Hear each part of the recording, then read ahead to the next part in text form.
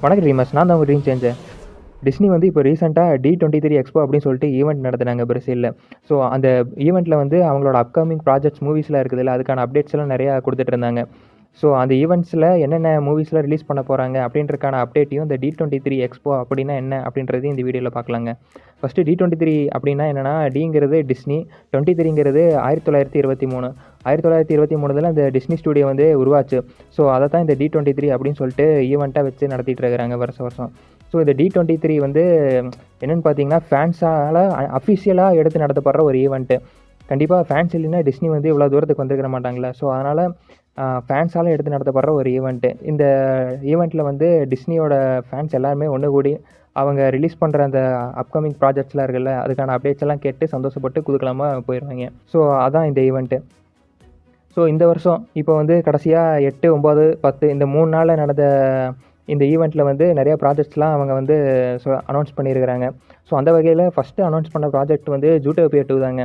S, ஜூட்டோபியா fans இருக்கீங்களா? First பாட்டே சூப்பராக தான் இருக்கும், நல்லா தான் இருந்தது. அதே மாதிரி அதை தொடர்ந்து ஜூட்டோபியா 2 வந்து அனௌன்ஸ் பண்ணியிருக்கிறாங்க. அதுவும் நெக்ஸ்ட்டு 2025 November 26 ரிலீஸ் ஆகுது. ஸோ இதோட ஸ்டோரி லைனும் அப்படியே சொல்லியிருக்கிறாங்க. இது என்னென்னா, இது ஒரு இன்வெஸ்டிகேஷன் ஸ்டோரி மாதிரி தான் போக போகுது. இதில் வில்லனாக இருக்க போது ஒரு நியூ கேரக்டர், ஒரு பாம்பு இன்ட்ரடியூஸ் பண்ணியிருக்கிறாங்க. அந்த பாம்பு வந்து நிறைய க்ரைம்லாம் பண்ணிகிட்ருக்கு. ஸோ இந்த க்ரைம்லாம் எப்படி நடக்குது அப்படின்னு சொல்லிட்டு அந்த 2 பேரும் கண்டுபிடிக்க போகிறாங்க. ஸோ இவங்களுக்கு ஹெல்ப்பாக இன்னொரு புது கேரக்டரையும் இன்ட்ரடியூஸ் பண்ணியிருக்கிறாங்க. இந்த 3 பேர் சேர்ந்து தான் இந்த வில்லனை எதிர்த்து நிற்கிறாங்க.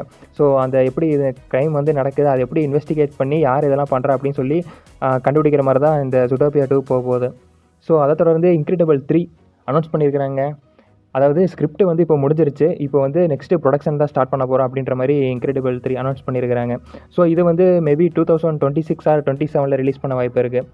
நெக்ஸ்ட்டு வந்து அது உங்களுக்கே தெரிஞ்சது தான், முஃபாசா. அதுக்கான புது ட்ரெய்லர் வந்து, அதாவது ஃபைனல் ட்ரெய்லர்னே சொல்லலாம், ட்ரெய்லர் வந்து ரிலீஸ் பண்ணியிருக்கிறாங்க இந்த எக்ஸ்போலேயே.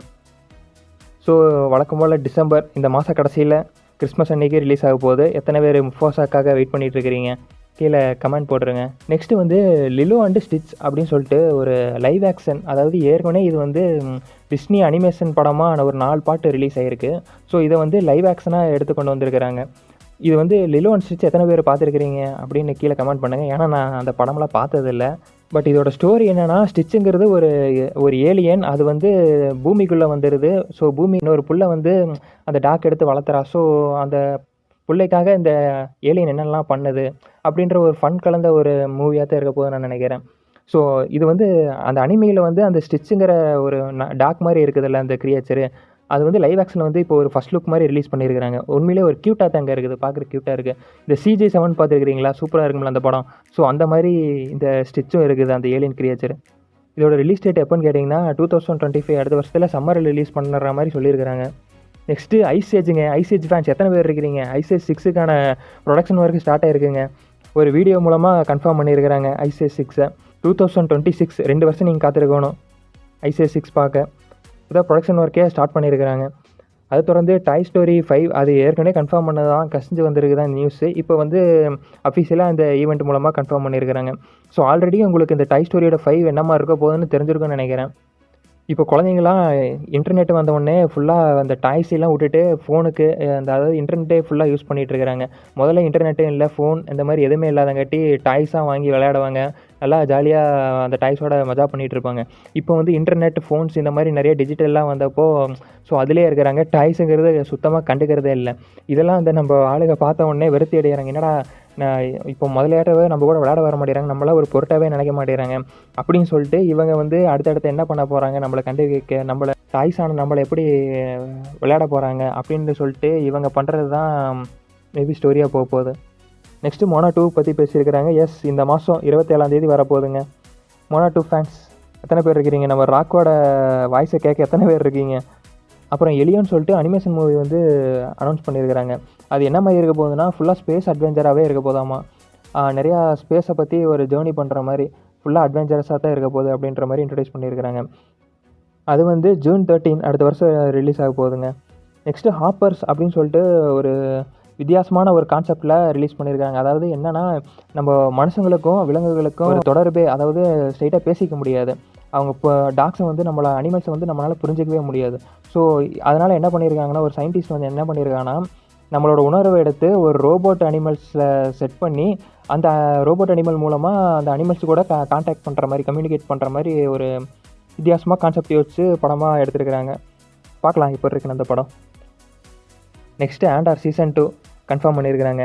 இது வந்து ஆண்டார் எனக்கு நான் ஸ்டார் வார்ஸே பெருசாக பார்த்ததில்ல. பட்டு இது வந்து ஸ்டார் வார்ஸோட ஒரு ப்ரீக்குவலாக சீக்குவலாக என்னன்னு தெரியலைங்க. நீங்கள் ஆண்டார் பார்த்தீங்கன்னா கீழே கமெண்ட் பண்ணுங்கள், அது நல்லா இருக்குமா இல்லையான்னு அப்படின்னு சொல்லிட்டு. நெக்ஸ்ட்டு ஜேம்ஸ் கேமரான் வந்திருந்தாப்புலன்னா ஈவெண்ட்டுக்கு வரல, ஆன்லைனில் வந்திருந்தாப்புல. ஸோ அவர் வந்து அவதார் ஃபயர் அண்ட் ஆஷ் பற்றி நிறையா சொல்லியிருந்தாப்புல. இந்த மாதிரி 2 விதமான கல்ச்சர்ஸ் இருக்க போகுது, அதாவது நியூ கல்ச்சர்ஸ் இன்ட்ரடியூஸ் பண்ண போகிறோம். அதில் ஆப்வியஸ்லி உங்களுக்கே தெரியும், ஃபயர் அண்ட் ஆஷ் 2 விதமான பீப்புளை வந்து இன்ட்ரடியூஸ் பண்ண போகிறோம் அப்படின்னு சொல்லிட்டு. ஃபயர் பீப்புள், அதுக்கப்புறம் ஏஸ் பீப்புள். ஆஷ் பீப்புள் வந்து பார்த்திங்கன்னா அவங்க வந்து வல்கனோ இந்த மாதிரி இதெல்லாம் பார்த்து அந்த மாதிரி ஒரு கல்ச்சரில் வாழ்கிறவங்க. இந்த ஃபயர் பீப்புளெலாம் வந்து பார்த்திங்கன்னா அவங்களாம் ட்ரேடிங்கு இந்த மாதிரி வித்தியாசமாக ஒரு அவங்க காமிச்ச அந்த ஃபஸ்ட் லுக் அந்த ஃபோட்டோவில் வந்து வித்தியாசமாக ஒரு பறக்கிற மாதிரி ஒரு பலூன் மாதிரி ஒரு இது இருந்தது. அதை மேபி அந்த பறக்கிற பலூனில் வச்சு தான் அவங்க ட்ரேடிங் பண்ணுவாங்கன்னு நினைக்கிறேன். அந்த மாதிரி பீப்புளெலாம் இருக்கிறாங்க, அதான் ஃபயர் பீப்புள். அந்த மாதிரி ட்ரேடிங் பண்ணிகிட்ருக்காங்கன்னு நினைக்கிறேன். ஸோ இந்த 3 பீப்புளுக்கும் நடக்கிற ஸ்டோரி தான். இதில் வந்து 2 வில்லன்ஸ் இருக்க போகிறதா சொல்லியிருக்காங்க. ஒன்று ஆப்வியஸ்லி மனுஷங்க, இன்னொன்று யாருன்னு தெரில. ஸோ இது வந்து உங்களுக்கு எப்பவும் போல் ஒரு தேட்ரிக்கல் எக்ஸ்பீரியன்ஸாக கண்டிப்பாக இருக்க போகுது. அது மட்டும் நல்லா தெரியுது, ஒரு விசுவல் ட்ரீட்டாக இருக்க போகுதுங்க. ஸோ எத்தனை பேர் இந்த படத்துக்காக வெயிட் பண்ணிகிட்டு இருக்கிறீங்க? அடுத்த வருஷம் டிசம்பர் எப்பவும் போல் கிறிஸ்மஸ்க்கு வரப்போகுதுங்க. ஸோ இதோட டிஸ்னியோட அனிமேஷன் மூவிஸோட அப்டேட்ஸ் முடியுதுங்க. நெக்ஸ்ட்டு மார்வல் தலைவன் கெவின் ஃபேக் தான் வராப்புல. அவர் வந்து அடுத்தது அப்கமிங் 3 பிக் ஸ்க்ரீன் ப்ராஜெக்ட் அப்படின்னு சொல்லிட்டு அனௌன்ஸ் பண்ணுறாரு. வேறு என்ன அந்த 3? ஒன்று வந்து ஃபேண்டாஸ்டிக் ஃபோர் ஃபர்ஸ்ட் ஸ்டெப்ஸு, இன்னொன்று வந்து தண்டர் போல்ட்ஸு, இன்னொன்று captain America new brave world. இந்த 3 ப்ராஜெக்ட்ஸ் தான் அவர் அடுத்த அப்கமிங் ப்ராஜெக்ட் சொல்லி அனௌன்ஸ் பண்ணுறாரு. அதில் வந்து கேப்டன் அமெரிக்கா 5க்கானது தண்டர் போல்ட்ஸ்க்கான ட்ரைலரும் அங்கேயே ரிலீஸ் பண்ணியிருக்காங்க. உண்மையிலேயே கேப்டன் அமெரிக்காவோட ட்ரைலர் வந்து எப்படி சொல்கிறது, ரெட் ஹல்க்கு இன்ட்ரடியூஸ் பண்ணியிருக்காங்க, மாசா காமிக்கிறாங்க அப்படின்னு சொல்லும் போதே கொஞ்சம் பயமாக தாங்க இருக்குது. உண்மையிலேயே அந்த 2 படத்துக்கான ட்ரைலர் வந்து கிரவுண்ட் லெவலாக ஒரு மாசாக இருக்குது. ஒரு பக்கம் என்னடானா நம்ம ரெட் ஹல்க் எழுத்து கேப்டன் அமெரிக்கா சாம் வில்சன் நிற்கிறாப்புல, இன்னொரு பக்கம் என்னடானா சென்ட்ரி எழுத்து நம்ம தண்டர் போல்ட்ஸ் அந்த டீமெல்லாம் நிற்கிறாங்க. ட்ரைலர் 2மே பங்கமாக இருக்குதுங்க. ரெட் ஹல்க் லுக்கு சூப்பராக இருக்குது. அந்த இன்க்ரெடிபிளில் வரான்ல அந்த லீடரு, அவன் வந்து ஹல்கோட பிளட் எடுத்து நம்ம தேடியஸ் ராஸ் இருக்கார்ல, அவருக்கே தெரியாமல் செலுத்தி விட்டான் போல். அவர் மாறுறது அவருக்கே தெரில, பட் அவர் வந்து மாறும்போது கண்ட்ரோலபிளாக தான் இருக்காருன்னு நினைக்கிறேன். ஸோ நம்ம ரெட் ஹல்கே எழுத்து நம்ம கேப்டன் அமெரிக்கா சாம் வில்சன் நல்லா வாடா பார்த்துடலாம் அப்படின்ட்டு தைரியமாக நிற்கிறாப்புலங்க. இதாங்க கேப்டன் அமெரிக்கா.